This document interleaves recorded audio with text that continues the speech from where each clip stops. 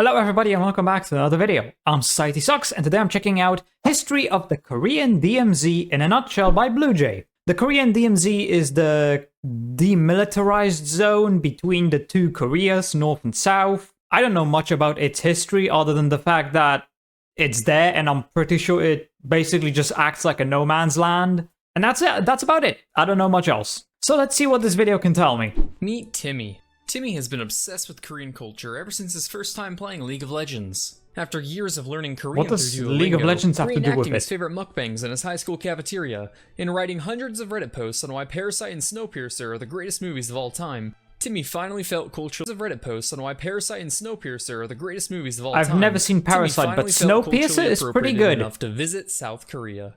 The second Timmy stepped off the plane, he was in paradise. He had to try it all. He visited dozens of gaming cafes, toured the city of Seoul, stalked his favorite try it all. He visited dozens of gaming cafes. Those actually exist? Stalked his favorite K-pop idols. Yes, okay. Timmy had finally found the place that he could call home. Oh shit, was that the DMZ? Okay! Yeah, so I'm pretty sure that if you do enter the DMZ, you could very well get shot because it basically is a no man's land. The Korean DMZ, or Demilitarized Zone, is a 250-kilometer long, 4-kilometer... Wait, tunnels? There's tunnels in it? Or are those just crossing points?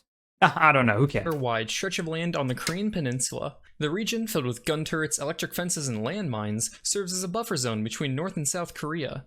With nearly 2 million soldiers patrolling the border between two countries who are technically still at war, the DMZ is often cited as the most dangerous place on Earth. There's no way there's 2 million soldiers there. Following the signing of an armistice to end the Korean War. But if history's taught us anything, it's that your war wasn't a banger unless it had a sequel. In following this tradition, the Korean DMZ incident, or what is referred to by some as the Second Korean War, occurred from 1966 to 1969 and consisted of a series of lower-scale clashes along the border.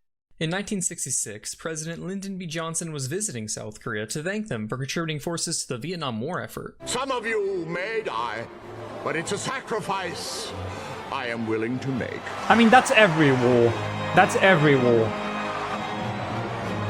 Meanwhile, North Koreans slipped through the DMZ and ambushed American troops, catalyzing the following 3 years of skirmishes. The grandest of incursions took place in January of 1968, when 31 North Koreans crossed the DMZ and scattered over the South Korean countryside. Their objective? Assassinate South Korean President Park. 2 days into their invasion, 4 brothers stumbled upon the commandos' camp, putting the North Koreans into a predicament.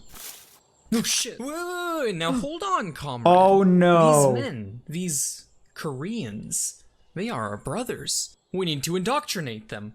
Listen, no, they're gonna kill them. But now you are found.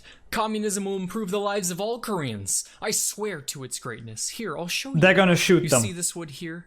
Instead of this being your wood, watch. Our wood. Now, it is our wood. Understand? The Bugs Bunny meme. Go. But this is a warning. Do not go to the police. You hear me? Hey, look at me, look at me. No police. Got that? Good. Yeah. There's no way they just left them. Immediately informed the police of the commandos' presence. They actually didn't kill them? Alert. The North Koreans made it into the capital, changed into South Korean uniforms, and passed through multiple checkpoints, getting as close as 100 yards from their objective before they were caught, causing them to flee towards the DMZ. In the end, I mean, that does make sense. North Koreans and South Koreans, don't they just look the same? One committed suicide. The DMZ made it back across, 25 were killed, 1 was captured, and 1 committed suicide. The DMZ incident would go on for another year, with the North Koreans capturing an American boat and shooting down an American plane. While many view murder as the worst crime a human can commit, some believe certain acts justify it. Acts like armed robbery, preying on children, gardening. Maybe you don't agree with the last one, but in 1976, some North Korean soldiers did. In what can be viewed as either pure American hatred or fiercely passionate environmentalism, 2 American officers were axed and bludgeoned to death by North Koreans while trimming a tree in the DMZ. This became known as the Korean Axe Murder Incident. News of this went all the way up to the White House, and the only thing that can make President Ford's blood boil more than hearing of American killings is mentioning commies are responsible. Oh, Kim! Kim!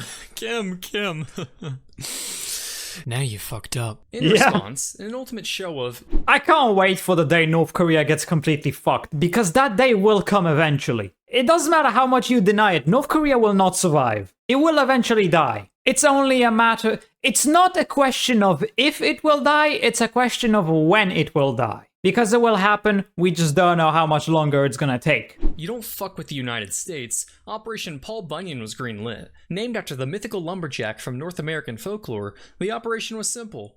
Return to the DMZ to fully cut down the tree rather than trim it. But this time, with a little bit of backup. Specifically, the US and South Korea brought 140 men armed with axe handles, pistols, M16s, grenade launchers, vehicle-mounted chain guns, chainsaws, commandos with fucking claymore mines strapped to their chests, and a team That's of gotta be 64 South Korean special forces with no guns, just clubs, taekwondo training, and the spirit of Bruce Lee to guide them.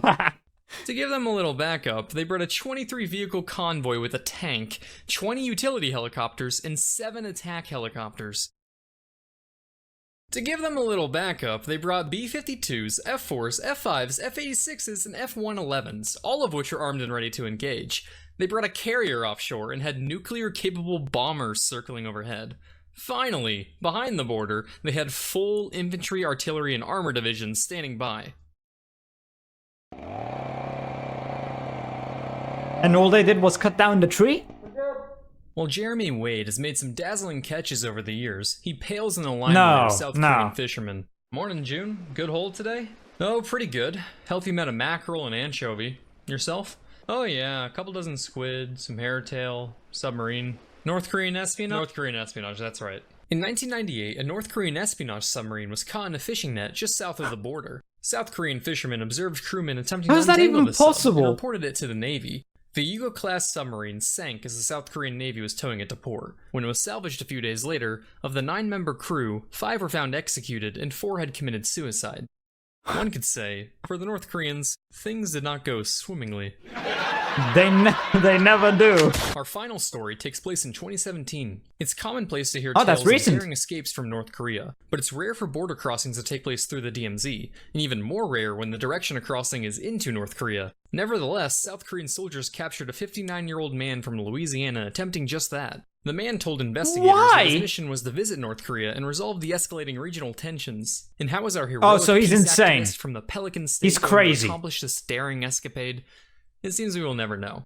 But the only thing he packed for his mission was extra underwear, so unless he was playing some MacGyver shit or able to pull off a 10-foot vertical, I don't think it would have gone very far.